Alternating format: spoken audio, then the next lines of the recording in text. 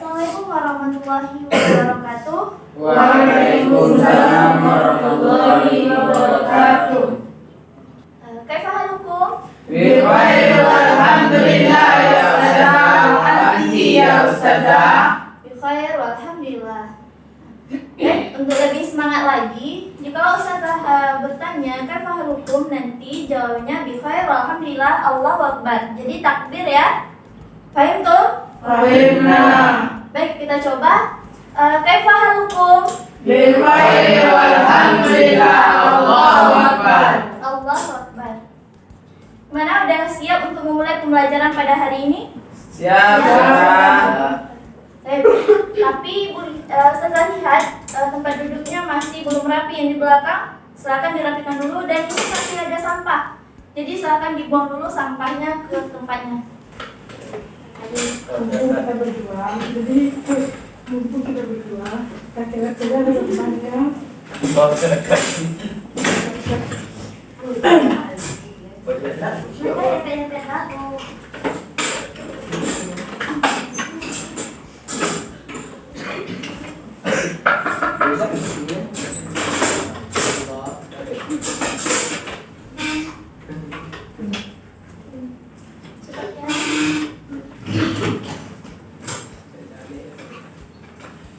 Nah, sebelum kita mulai pembelajaran, untuk ketua kelasnya siapa?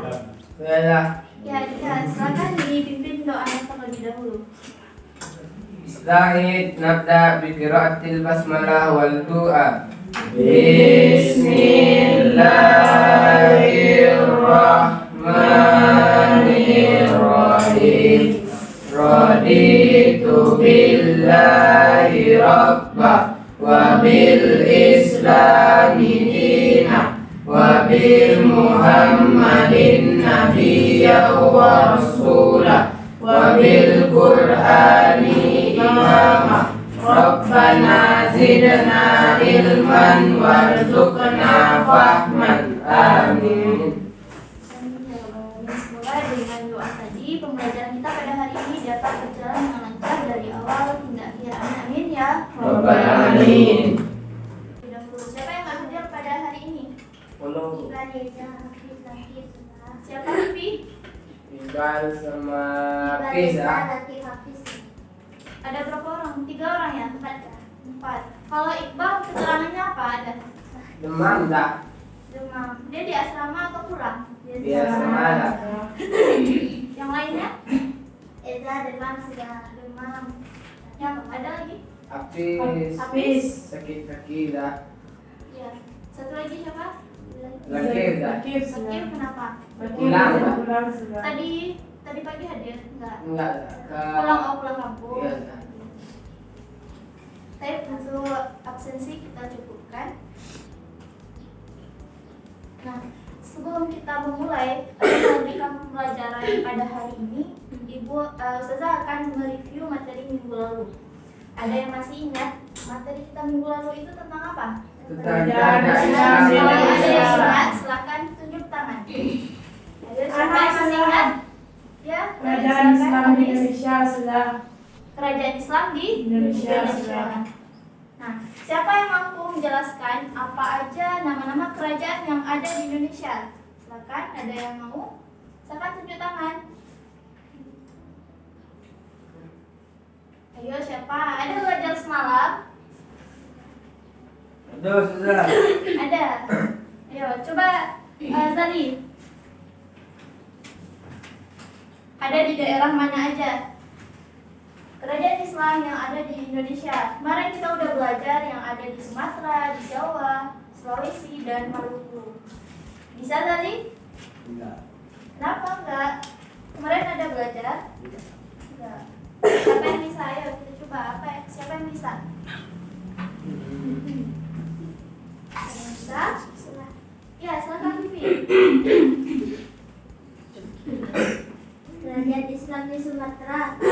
Contoh kerajaan Islam di Sumatera ada kerajaan Islam Pasai yang terdiri atas 2 dinasti, yaitu dinasti Meurah Khair dan dinasti Meurah Silu. Kerajaan di Malaka, kerajaan Aceh Darussalam. Kerajaan Aceh Darussalam ada 5 pembagiannya, Yang pertama Ali Mughayat Syah, yang kedua Sultan Salahuddin, yang ketiga Sultan Alauddin Riayat Syah Al-Qahar, yang keempat Sultan Iskandar Muda atau dan Mawangsa Perkasa Alam Syah, yang kelima Sultan Iskandar Sani, yang kedua Kerajaan Islam di Jawa, ianya Kerajaan Demak atau Bintaro, yang kedua Kerajaan Padang, ketiga Kerajaan Mataram, yang keempat Kerajaan Cirebon, yang kelima Kerajaan Banten, yang ketiga Kerajaan Islam di Sulawesi, ianya Kerajaan Kuartalo Makassar, dan Kerajaan Islam di Maluku, Kerajaan Ternate dan Tidore. Ya, benar sekali. Nah, kita beri aplaus untuk yang sudah berani untuk menjawab. Nah, kemudian kita akan lanjut kepada materi pada hari ini. Sebelumnya, silahkan perhatikan dulu gambar yang ada di depan. Kira-kira itu gambar apa? Ada yang tahu? Ya, santri yang sedang belajar kitab. Kira-kira ada yang tahu nggak dari gambar ini kira-kira apa materi pembelajaran kita pada hari ini? Pondok pesantren. Ya, bisa pondok pesantren. Jadi materi kita pada hari ini adalah peran pesantren dalam dakwah Islam di Indonesia. Ada kelihatan, Kis? Ada sudah. Ya. Materi kita pada hari ini adalah peran pesantren dalam dakwah Islam di Indonesia. Next. Adapun tujuan pembelajaran kita pada hari ini adalah next. Ada tiga tujuan pembelajaran yang akan kita capai pada hari ini. Yang pertama, yaitu siswa mampu untuk menganalisis pengertian dari pondok pesantren. Yang kedua, mampu untuk menganalisis ciri khas dari pondok pesantren. Dan yang ketiga adalah mengidentifikasi pondok pesantren yang ada di Indonesia. Jadi ada 3 poin atau 3 tujuan pembelajaran yang harus kita capai pada hari ini.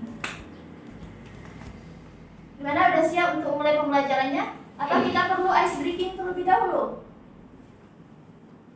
Perlu? Ya, perlu. Coba, ice breakingnya itu adalah ice breaking untuk melatih ketepatan atau kefokusan. Contohnya, ketika ibu bilang kecil, itu tangannya besar. Ketika ibu bilang besar, itu tangannya kecil. Sampai sini paham? Paham itu? Oke, kita coba ya. Semangat ya. Nah, nanti kalau ada yang salah, kita akan beri hukuman. Ya? Ya, kita coba besar kecil besar kecil besar kecil besar kecil besar. Nah,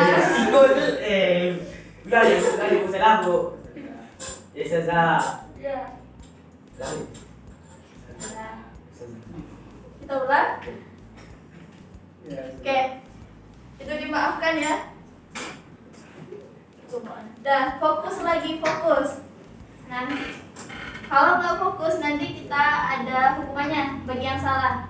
Oke, kita ulang lagi. Besar kecil besar kecil besar kecil besar kecil. Dah, betul semua. Ibu kira itu sudah semangat dan sudah fokus semuanya ya. Kita beri aplaus untuk kita semua. Dah, sekarang kita lanjut. Nah, kita akan membahas 3 buah subbab tadi, gitu kan. Jadi, adapun metode pembelajaran yang kita gunakan pada hari ini adalah metode diskusi dan media dan juga dadu games. Nah, di sini ibu sudah ada 3 buah amplop. Nah, dan ini ada juga sebuah dadu. Nanti akan ibu peserta bagi menjadi 3 kelompok. Kelompok pertama itu ada Akis dan Zali, kelompok 2 ada Dika dan Farel, kelompok 3 ada yang di belakang. 3 orang yang ada di belakang. Jadi nanti silakan perwakilan dari masing-masing kelompok itu maju ke depan untuk melempar dadunya. Nah, jikalau nanti yang keluar itu angka 1 dan 4, itu dia akan mendapatkan amplop nomor 1. Nah, jikalau yang keluar angka 2 dan angka 5, dia akan mendapatkan amplop nomor 2. Nah, jikalau yang keluar angka 3 dan angka 6, dia akan mendapatkan amplop nomor 3. Nah, jadi sekarang silakan duduk berkelompok terlebih dahulu. Silakan kelompok 1 di sini, kelompok 2, kelompok 3. Merapat aja.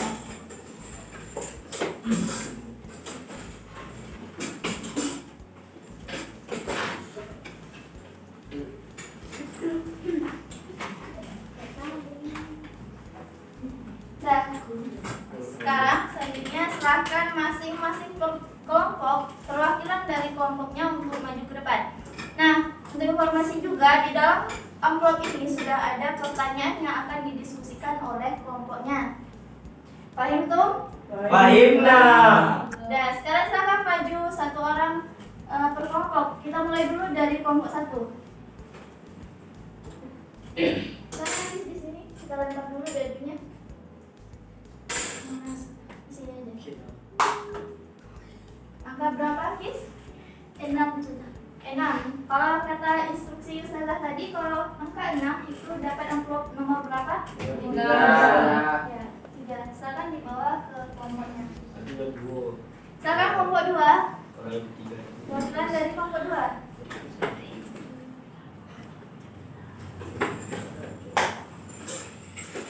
Nomor berapa ya? 2. Nomor 2 itu amplopnya nomor 2. Dan otomatis kelompok 3 mendapatkan amplop nomor 1. Nah, silakan dibuka dan didiskusikan selama waktu 15 menit.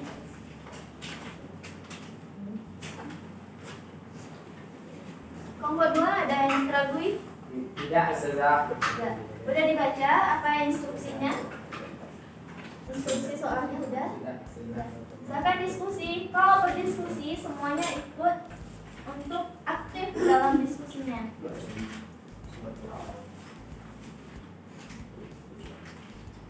Ada yang dikerabui? Kelompok 1? Tidak. Nah, di sini kan perintahnya pada masing-masing daerah itu buat aja nama 2 kelompok. Buat aja 2 nama pesantrennya. Ya? Nah, untuk kelompok 3 ada yang dikerabui? Ada? Bisa dipahami? Nah, nanti kita akan ada perwakilan dari masing-masing kelompok untuk mempresentasikan hasil dari diskusinya.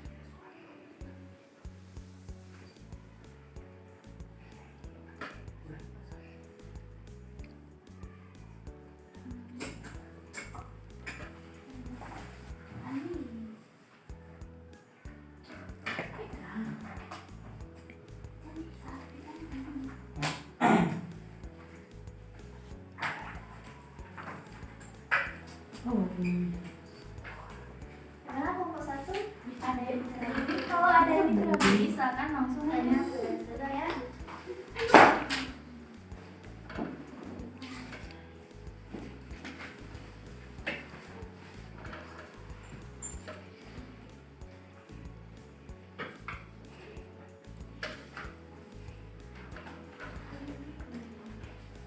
Nah, bagi-bagi tugas saja masing-masing kelompok.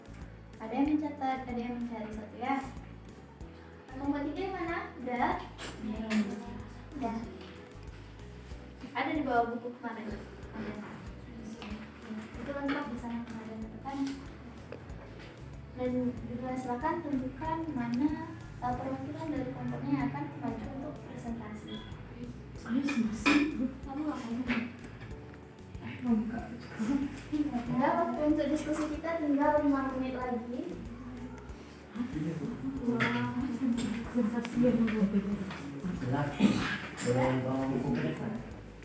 Boleh bawa hasil diskusinya.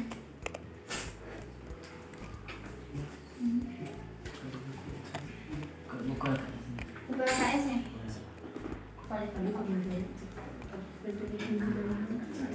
Ini dapat pertanyaannya amplop nomor berapa? 2. Ciri khas. Iya. Itu kan ada ini. Kenapa nggak dicatat aja hasil diskusinya itu dicatat? Kalau buku catatannya kemarin nggak dibawa? Itu udah lengkap tuh kemarin. Nggak dibawa? Lupa aja. Nah untuk besok sebelum berangkat sekolah itu dipersiapkan dulu ya.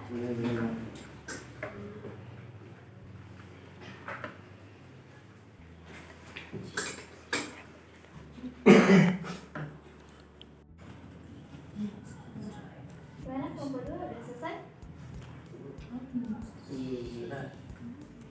Sudah pada? Sudah.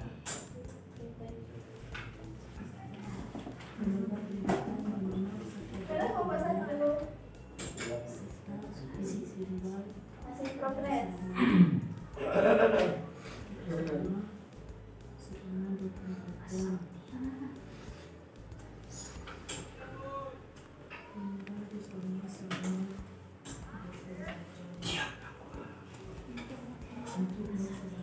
Kenapa tadi marah-marah? Gak boleh marah ya, Di.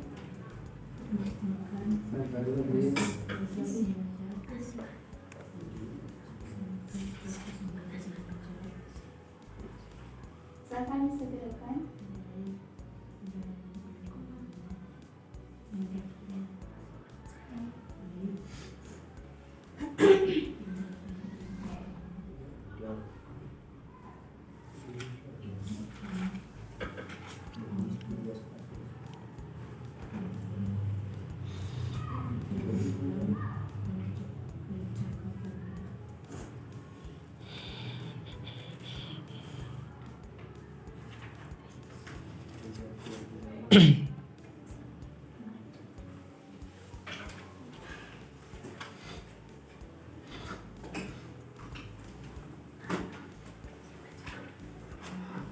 Gimana kelompok 1 udah?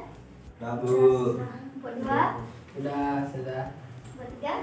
Sudah. Oh semuanya udah selesai. Kita lanjut kepada presentasi kelompok. Kita mulai dari kelompok mana dulu? Kita cek dulu siapa yang mau duluan.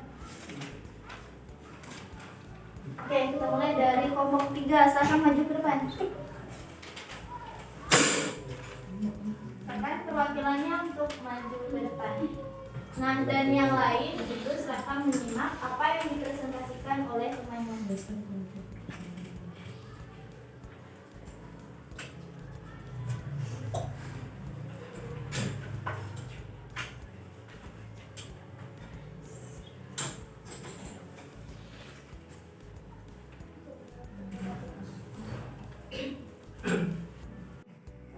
Assalamualaikum warahmatullahi wabarakatuh. Waalaikumsalam warahmatullahi wabarakatuh. Baik, saya dari kelompok nomor 3 akan mempresentasikan yaitunya jelaskan pengertian dari pondok pesantren. Pondok menurut istilah berasal dari bahasa Arab yang yaitu pondok yang artinya ruang penginapan, ruang tidur, asrama atau wisma, tempat peserta didik tinggal. Sedangkan pesantren dalam bahasa lokal cantrik yang artinya siswa atau peserta didik. Bahasa Tamil atau India sastri yang artinya burung ngaji, sastra yang artinya buku tentang ilmu pengetahuan. Dalam bahasa Sanskrit itu san artinya manusia baik, tra yang artinya suka menolong, yaitu tempat pendidikan manusia yang baik. Sedangkan menurut istilah pondok pesantren adalah lembaga pendidikan di mana peserta didik tinggal di asrama 24 jam untuk melaksanakan proses belajar mengajar, baik pendalaman ilmu agama maupun keterampilan dan kecakapan hidup. Baik, sekian presentasi dari kelompok 3. Sesudah dengan wabillahi taufiq wal hidayah. Assalamualaikum warahmatullahi wabarakatuh. Kita beri aplaus untuk kelompok 3. Nah, sebelum kita lanjut kepada presentasi selanjutnya, kita tanyakan dulu kepada kelompok lain apakah sudah paham dengan materi yang dijelaskan oleh temannya tadi, atau ada yang ingin ditanyakan. Kira-kira paham? Paham tuh? Ya. Kita lanjut presentasi kedua. Mau kelompok yang mana dulu? Oke, kelompok 1 silakan.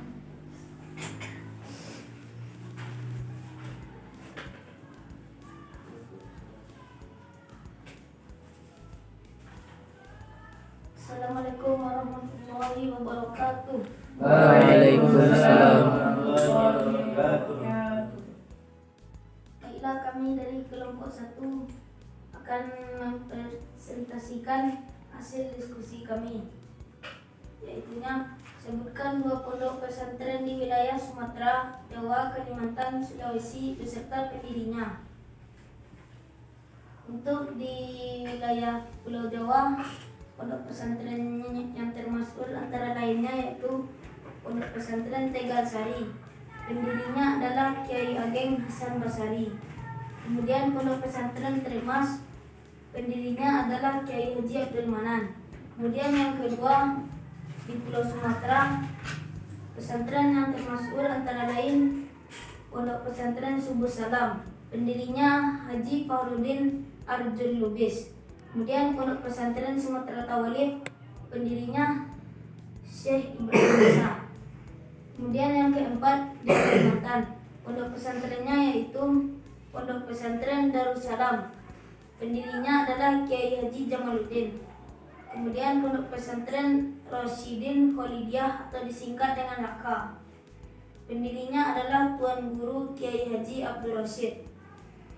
Kemudian yang terakhir di Pulau Sulawesi, pondok pesantren yang terkenal antara lain adalah Pondok Pesantren As-Sa'diyah yang pendirinya adalah Syekh Muhammad As'ad.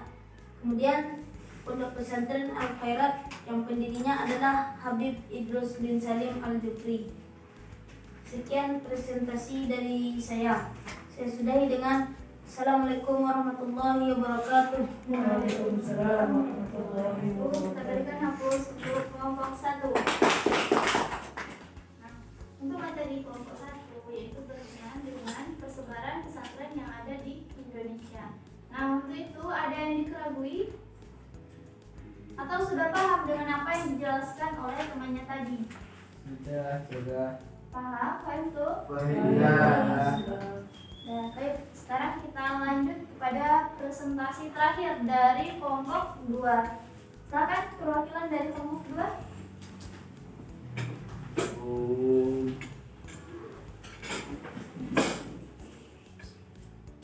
Assalamualaikum warahmatullahi wabarakatuh. Waalaikumsalam warahmatullahi wabarakatuh. Saya akan mempresentasikan jelaskan ciri khas dari pondok pesantren. Ciri khas terbagi dari 6 bagian. Yang pertama, kiai sebagai komponen sentral dalam pesantren. Kiai memiliki kewenangan dan tanggung jawab penuh atas pertumbuhan dan perkembangan pondok pesantren asuhannya.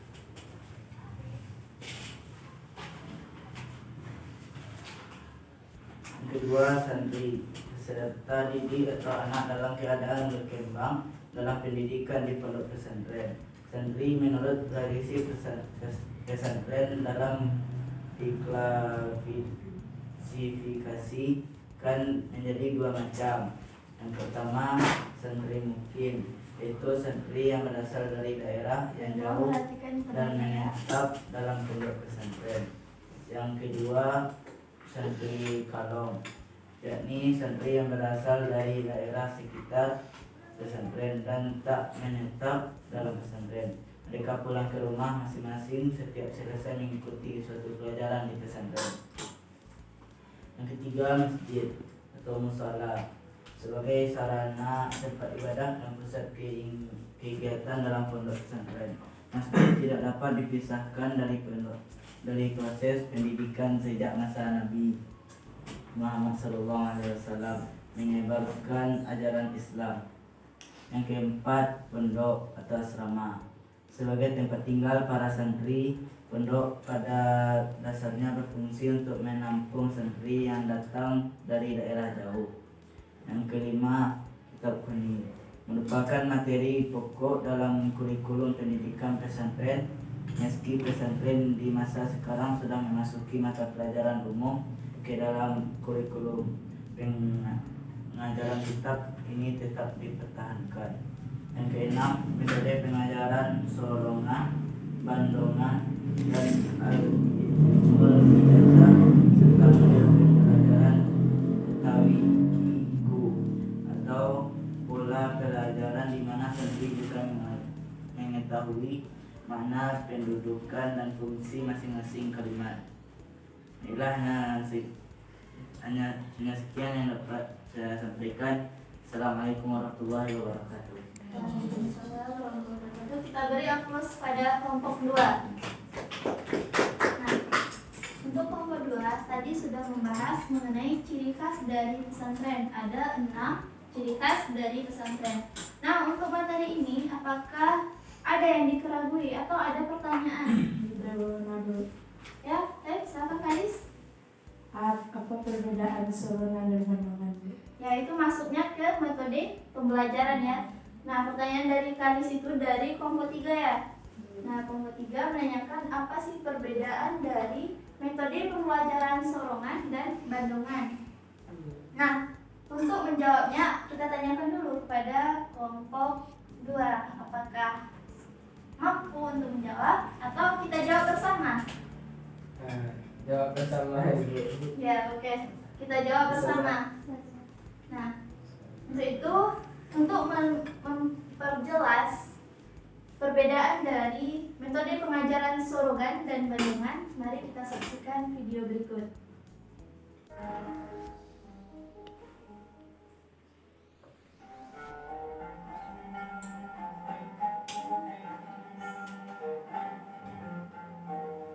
Dalam tradisi keilmuan di pesantren, dikenal 2 metode utama dalam melakukan kajian pembacaan terhadap literatur atau kitab-kitab rujukan.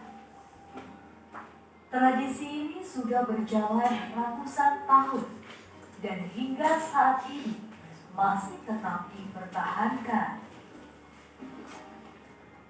Pertama, adalah metode bandongan atau di sebagian masyarakat menyebutnya betonan. Kata bandongan sendiri diduga berasal dari kata jabandungan yang berarti memperhatikan secara seksama atau lima. Pada metode ini santri menyimak sementara kiai membaca dan menjelaskan kitab yang sedang dikaji. Dalam proses ini, para santri juga menulis terjemahan dan penjelasan dari kiai pada kitab yang dibawa masing-masing.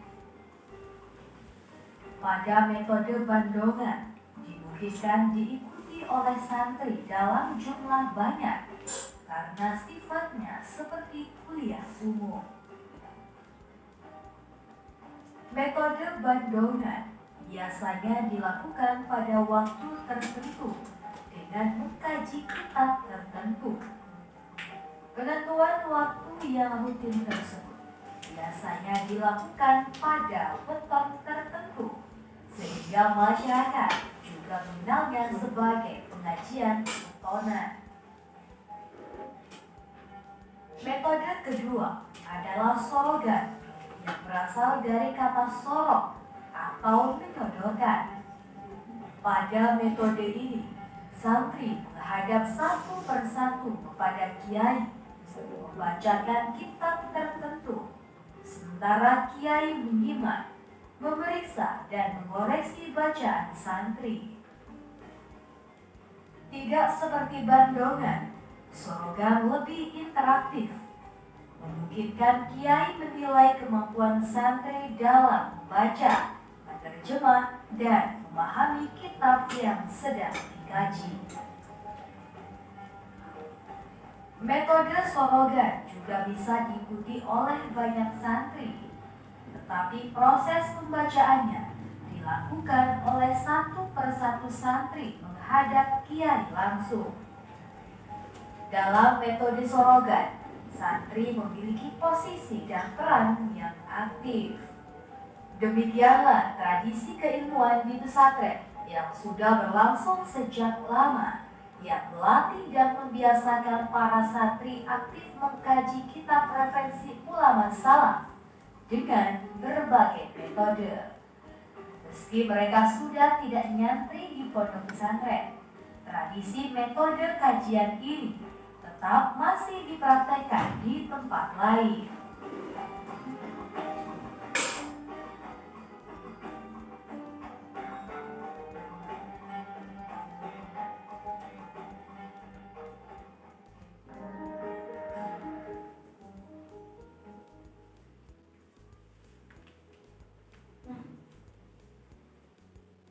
Video ini jelas? Bisa dipahami? Bisa sudah. Yang membedakan antara metode pembelajaran sarogan dan metode pembelajaran bandongan. Ada yang bisa mengulang? Kira-kira perbedaannya apa? Ada yang bisa?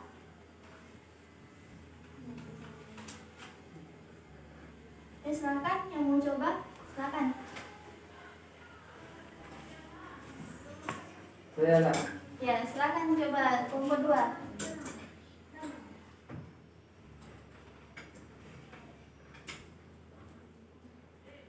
Ya, silakan. Kalau metode pengajaran sorogan diikuti oleh banyak santri dan kiai yang membacakan kitabnya lah tuh. Kalau metode pengajaran bandongan diikuti oleh banyak santri dan kiai yang membacakan garis-garis dan arti kitabnya dan dicatat oleh santrinya. Kalau sorongan, metode pembelajaran yang dilakukan oleh santri menghadap kiai dan dilakukan oleh satu persatu santri maju ke depan. Ya, benar sekali. Kita beri aplaus untuk kelompok 2. Nah, di sini masih semangat? Sudah. Nah, untuk kelompok 2 nanti silakan rewardnya dijemput ke kantor. Ya? Ya, sudah. Ya. Pak? Ada. Nah, bisa dibilang kalau metode pengajaran sarogan itu kiai menjelaskan di depan, kemudian muridnya maju ke depan satu persatu, itu sarogan. Per individu itu lebih interaktif gitu kan. Kemudian kalau metode pengajaran bandongan itu secara berkelompok, kiai menjelaskan di depan, kemudian di belakang secara berkelompok itu santrinya menulis kitabnya, apa yang disampaikan oleh kiainya dia catat dan dia resapi apa maknanya gitu. Sampai di sini paham tuh? Nah, jadi ada yang bisa menyimpulkan pembelajaran kita pada hari ini? Jikalau tidak ada yang ingin menyimpulkan, Ustazah aja yang akan memberikan penguatan pada saat kesempatan kali ini. Bahwasanya pada hari ini kita sudah mempelajari peran pesantren dalam dakwah di Indonesia. Nah, tadi kelompok 1 sudah membahas mengenai pengertian dari pondok pesantren. Begitu juga dengan kelompok 2 membahas mengenai ciri khas dari pesantren. Dan yang ketiga membahas mengenai perkembangan pesantren di Indonesia pada saat sekarang ini. Nah, kita masuk dulu kepada pembahasan yang pertama, yaitu mengenai pengertian dari pondok pesantren. Nah, kata pondok itu terambil dari bahasa Arab, yaitunya funduk, yang berarti rumah penginapan, ruang tidur, asrama, atau wisma sederhana. Nah, kata pondok seringkali dipahami sebagai tempat penampungan sederhana bagi para pelajar atau santri yang jauh dari tempat asalnya. Nah, kemudian pesantren. Apa sih yang dimaksud dengan pesantren itu? Nah, kata pesantren ini berasal dari bahasa Sanskrit, yaitu san dan tra. San yang berarti manusia baik, sementara tra yang berarti suka menolong. Maksudnya apa? Jadi maksud dari sanstra itu adalah tempat pendidikan manusia yang baik. Kemudian kita pernah juga mendengar bahwasannya Abdurrahman Wahid atau Gus Dur juga mengatakan mengenai pengertian pondok pesantren ini. Nah, beliau mengatakan bahwa pesantren itu adalah a place where santri live atau tempat tinggal santri, di mana pesantren itu dimaknai sebagai sebuah tempat di mana santri itu tinggal. Nah, di sini dapat kita tarik kesimpulan bahwasanya pondok pesantren merupakan sebuah lembaga pendidikan Islam yang mengajarkan dan menginternalisasikan nilai-nilai ajaran Islam kepada santri-santrinya yang berada di lingkungan pondok-pondok yang sederhana. Gunanya apa? Agar para santri memiliki kemampuan agama dan berakhlak mulia serta dapat diterima kehadirannya oleh masyarakat. Nah, itu adalah pembahasan mengenai poin pertama tadi. Nah, sekarang kita lanjut kepada poin kedua, yaitu mengenai ciri khas dari pondok pesantren. Yang pertama adalah kiai. Nah, kiai ini merupakan pokok sentral atau komponen sentral yang harus ada dalam pesantren. Untuk ciri khas dari pondok pesantren yang kedua adalah santri. Santri merupakan peserta didik atau anak didik yang mengemban pembelajaran atau menempuh pembelajaran di suatu pondok pesantren. Nah, untuk santri ini dibagi juga kepada dua. Ada yang namanya santri mukim dan ada juga santri kalong. Nah, untuk santri mukim yaitu santri yang berasal dari daerah yang jauh dan ia menetap dalam pondok pesantren tersebut. Maksudnya dia menginap di pondok itu, dia mondok di pondok tersebut. Nah, yang kedua adalah santri kalong. Maksudnya ialah santri yang berasal dari daerah sekitar pesantren dan tak menetap dalam pesantren. Maksudnya ia atau mereka pulang ke rumah masing-masing setiap selesai mengikuti suatu proses pembelajaran di pondok pesantren. Maksudnya gimana? Maksudnya adalah bahwa santri itu dia tidak menetap atau dia tidak mondok dalam suatu pondok pesantren, tetapi karena rumahnya dekat, dia bolak-balik dari rumahnya ke pesantren untuk menempuh suatu pembelajaran. Yang ketiga kita bahasnya apa tadi? Mengenai persebaran pesantren yang ada di Indonesia. Nah, Zali dengerin itu dulu. Nah, untuk materi yang ketiga ini, apakah paham semuanya? Paham tuh? Nah, jadi untuk demikian dulu materi kita pada hari ini.